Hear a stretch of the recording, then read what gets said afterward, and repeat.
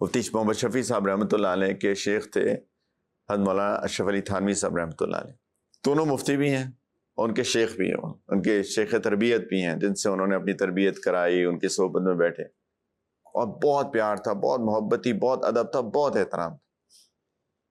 امام مفتی شفیع صاحب رحمۃ اللہ علیہ نے جواہر الفقہ کے اندر غالباً یہ لکھا ہے کہ اس کے اندر ایک پورا باب ہے کہ استاد سے یا شیخ سے اختلاف کرنے کا ادب.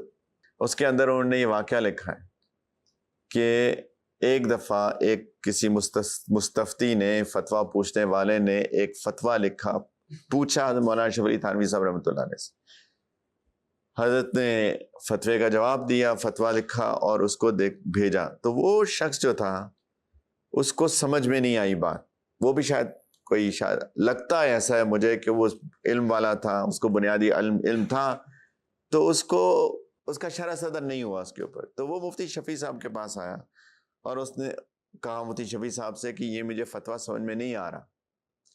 تو مفتی شفیع صاحب رحمۃ اللہ علیہ نے اس پہ غور و فکر کیا اور ان کو بھی وہ فتویٰ سمجھ میں نہیں آیا جو مولانا اشرف علی تھانوی صاحب رحمۃ اللہ علیہ نے لکھا تھا.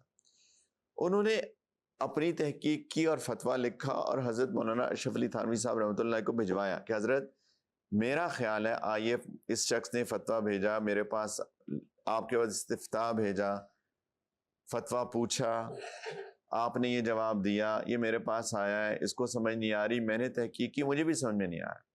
میرا خیال یہ ہے کہ یہ بات حضرت مولانا اشرف علی تھانوی صاحب رحمۃ اللہ نے کہا کہ نہیں، میرا یہ اس لیے میں نے یہ لکھا.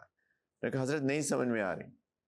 بالآخر دونوں کی میٹنگ ہوتی ہے، ملاقات ہوتی ہے، دونوں اپنے اپنے دلائل پیش کرتے ہیں، دونوں اپنی بات پہ جمے رہتے ہیں، اور یہ بات غالباً دنوں تک ہوتی ہے، دنوں تک ڈسکشن ہوتی ہے.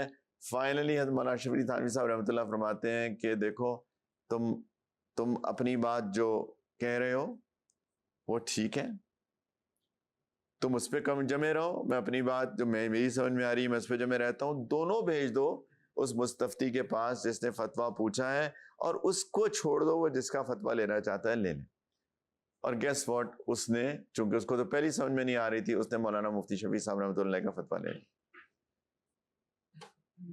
لیکن استاد کا احترام اپنی جگہ.